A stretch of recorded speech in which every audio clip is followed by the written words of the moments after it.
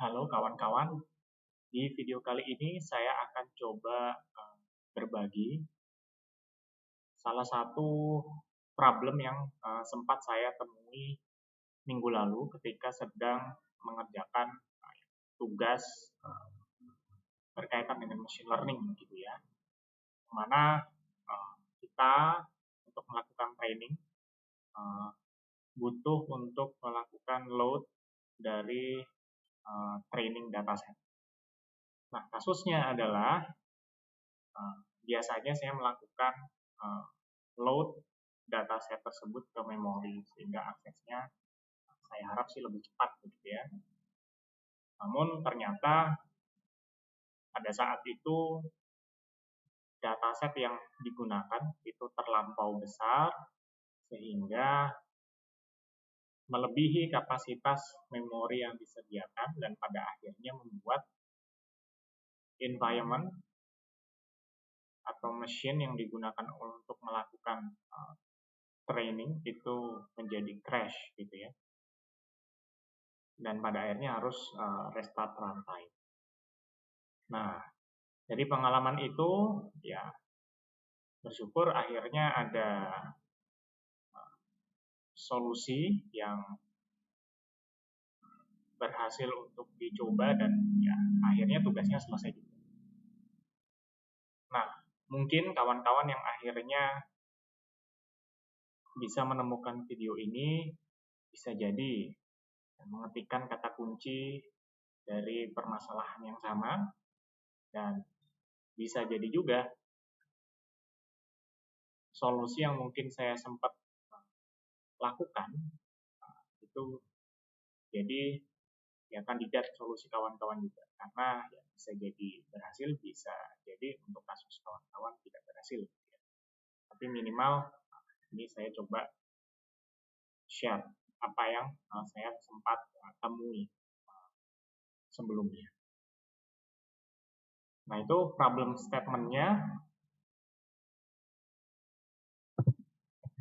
Nah, lebih detailnya supaya clear juga apa sih dataset yang ukurannya besar gitu ya.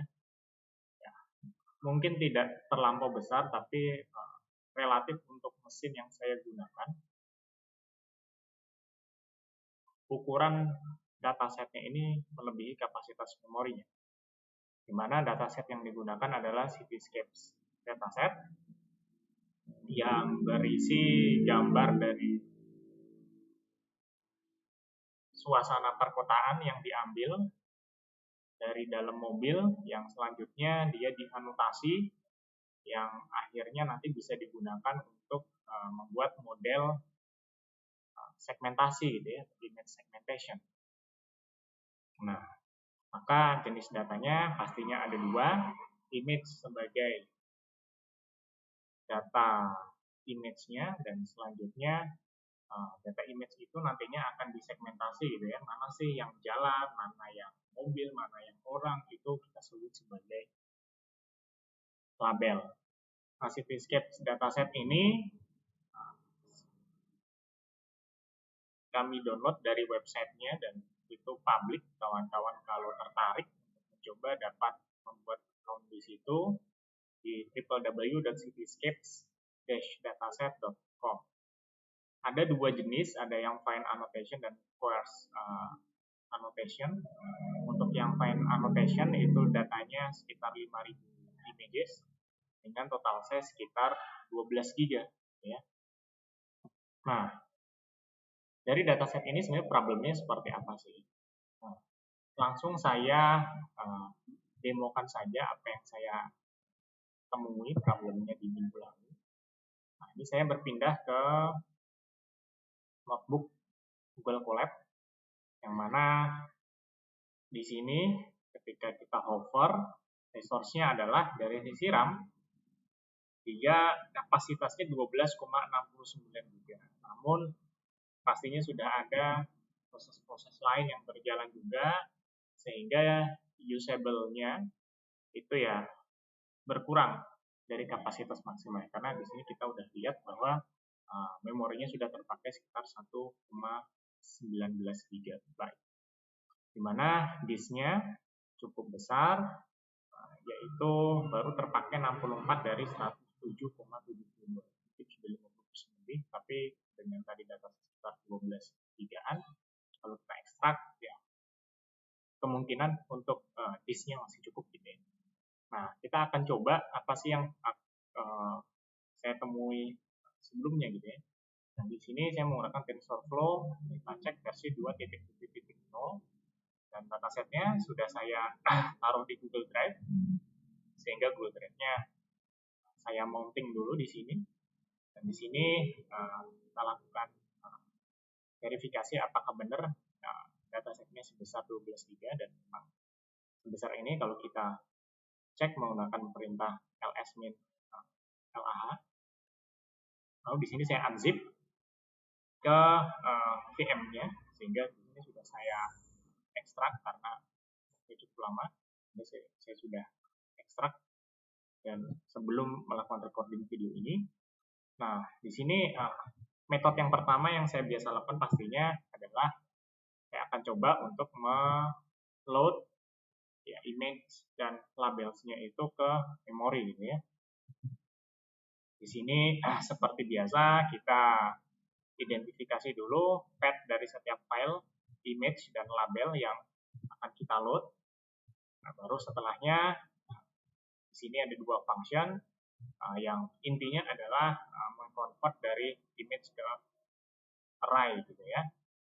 Dan selanjutnya saya mengikuti rekomendasi yang biasa dilakukan di TensorFlow, yaitu kita jadikan dia ke TF data format gitu ya, dengan memanfaatkan function from tensor slice. Nah, ketika saya mengeksekusi ini dengan harapan semua datanya itu terload ke memori, ya memang sebenarnya sudah kita bisa tebak bahwa RAM-nya tidak akan cukup gitu ya, karena ya, size datanya 12 GB dan memorinya kurang dari itu. Oke, nggak apa-apa, kita akan coba lakukan saja. Nah, di sini sudah mulai jalan, kita akan coba tunggu seberapa maksimal data yang bisa di load ke memori. Di sini kita bisa lihat bahwa sebelah kanan penggunaan RAM-nya secara berkala semakin naik gitu ya.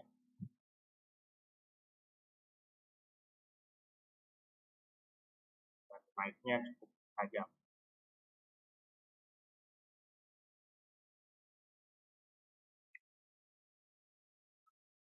Oke.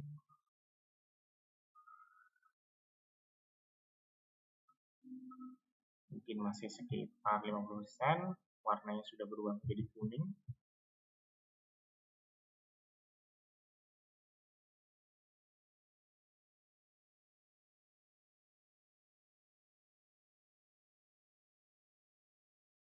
Kemungkinan sebentar lagi, karena sudah terlihat sudah mau mencapai full. Nah, akhirnya session crash, sehingga pada akhirnya ya kita tidak bisa melanjutkan langkah selanjutnya begitu ya. Itu biasanya nanti ada pre-processing dan selanjutnya model training, evaluasi, dan seterusnya. Nah, karena terjadi hal demikian ya akhirnya mungkin ada beberapa solusi. Solusi yang mungkin paling pragmatis ya di sini kita bisa lihat bahwa oh ternyata maksimal data yang bisa kita load sekitar 460-an gitu ya. Dan mungkin kita akan coba load data kurang dari itu sehingga bisa di-load ke memori. Namun ya pada akhirnya artinya apa? Kita nggak bisa menggunakan secara maksimal dataset yang sudah kita download dan disediakan oleh si penyedia datasetnya. Pastinya juga ketika kita melakukan image segmentation menggunakan ConvNet atau convolutional neural network, harapannya pastinya datasetnya jumlahnya banyak gitu ya. Sehingga di sini opsi untuk mengurangi dataset ya mungkin kita kesampingkan dulu. Kita akan coba cari cara yang lain. Selanjutnya kita sudah lihat di demonya bahwa crash ya ketika kita coba load langsung ke memori. Maka lebih detailnya tadi TensorFlow-nya 2.0 dan kondisi memori size kurang dari data size-nya sehingga pada crash. Dan di sini ya mungkin muncul pertanyaan juga, kenapa nggak di-upgrade saja mesinnya gitu ya, atau layanan yang ada di cloud-nya gitu, mungkin menggunakan layanan yang di sini mungkin ada beberapa alasan yang mungkin ya terjadi di saya juga, tapi mungkin juga terjadi di kawan-kawan. Bisa jadi karena memang nggak ada kredit atau money untuk upgrade, atau yang kedua mungkin dananya ada tapi harus izin kepada yang punya kartu kreditnya atau yang memang berhak untuk mengambil keputusannya atau punya otoritasnya, atau yang terakhir not eligible gitu ya. Dalam case saya sudah sempat mencoba untuk upgrade, tapi ya saya coba ikuti aturan yang sesuai berjalan saat ini di Google Colab, di mana saat ini untuk Indonesia memang belum diizinkan untuk melakukan subscribe Google Colab ke level yang berbayar begitu ya.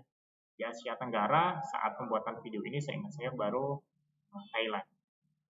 Nah, ketika terjadi seperti ini, mau tidak mau opsi untuk upgrade spesifikasi mesin ya mungkin harus kita sampingkan dulu juga.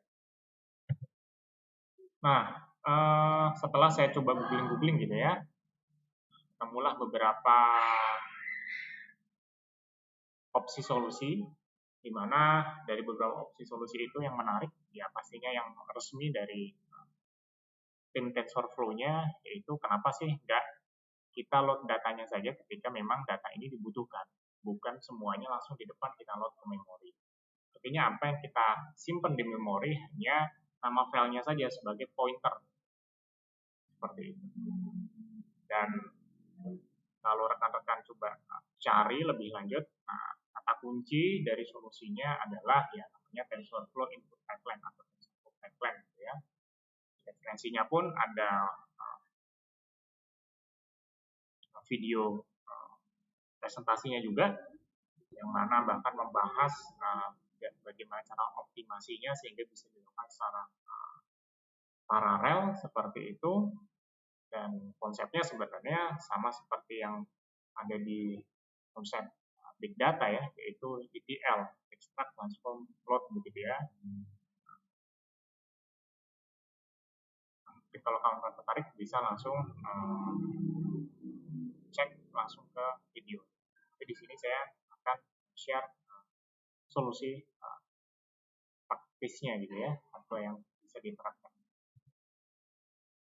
Dan ini beberapa notes ya dari yang saya coba. Jadi sebenarnya yang direkomendasikan oleh presentasi tersebut adalah data setnya, dalam hal ini misalkan saya menggunakan image, itu sebaiknya memang diproses satu persatu dulu untuk selanjutnya nanti disimpan ke dalam TF record format gitu ya, yaitu binary format dari yang disediakan oleh TensorFlow.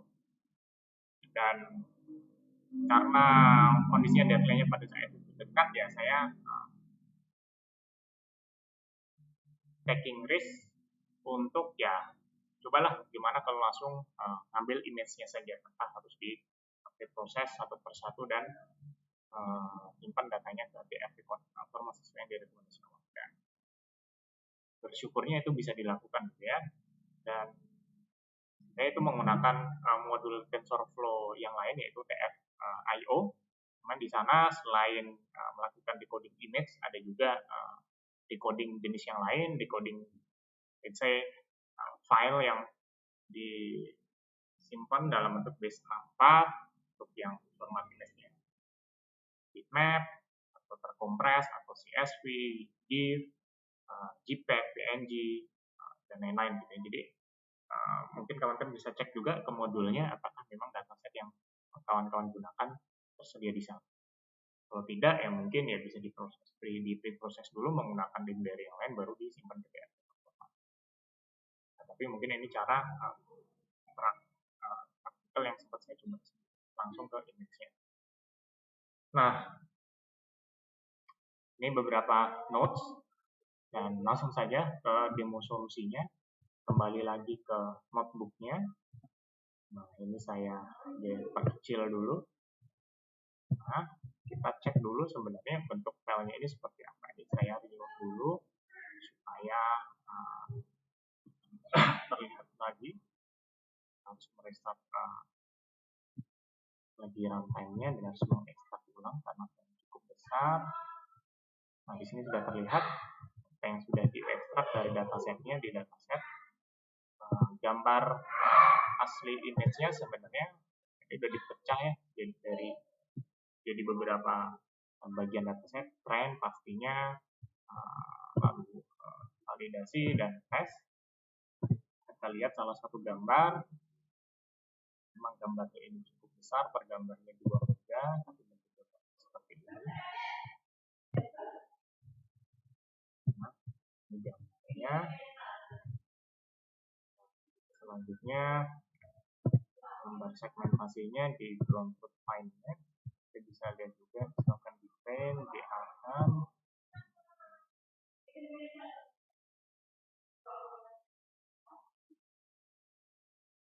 Nah, kita buka ada beberapa ground truth ya.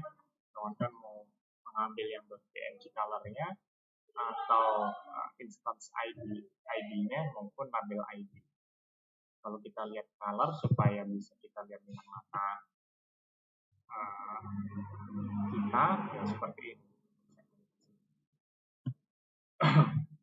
Nah, ini saya izin close dulu. Kita kembali supaya menampilkan resource-nya saja. Saya close. Ini.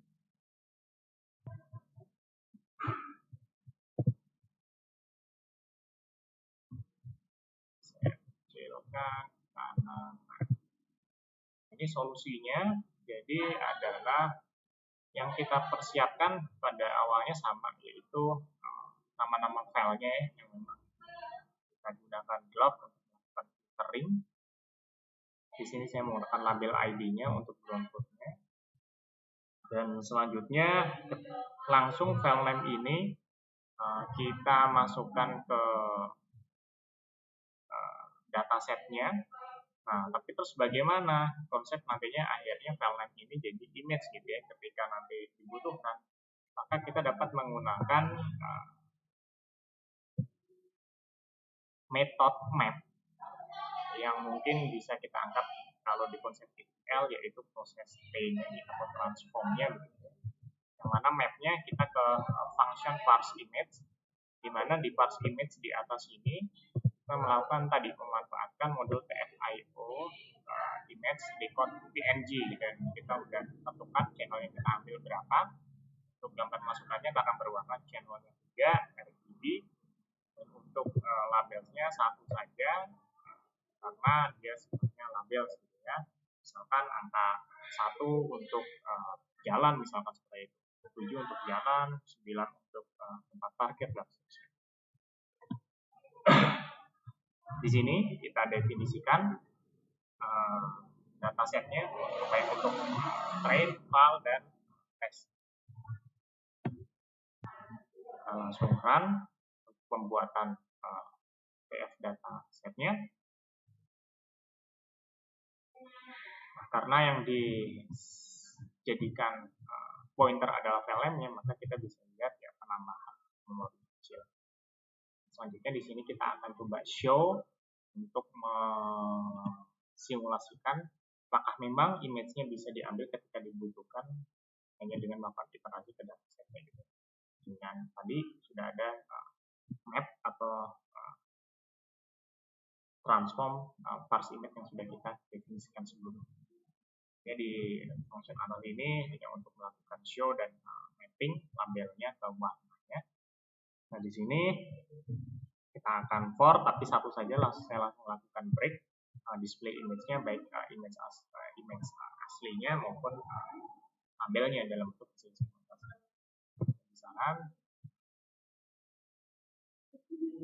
nah terlihat ya ada waktu dulu karena tadi ada proses shuffling. Di sini bisa kita lihat ini original image-nya, ini ground truth-nya. Jadi segmentasi sesuai dengan keterangan yang di bawah. Misalkan warna yang ungu ini adalah jalan, warna yang lainnya. Ini saya tunjukkan di mouse adalah sandbox sama seperti ini. Kita run lagi karena ada tadi shuffle ya. Semoga menampilkan gambar yang berbeda, pointernya berbeda. Kita coba lagi, seharusnya satu lagi untuk gambar yang berbeda.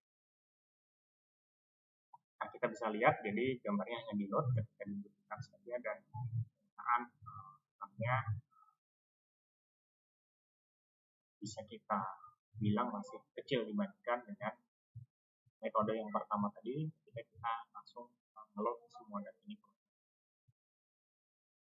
Nah, itu terkait dengan demo dari solusi dari permasalahan di video kali ini.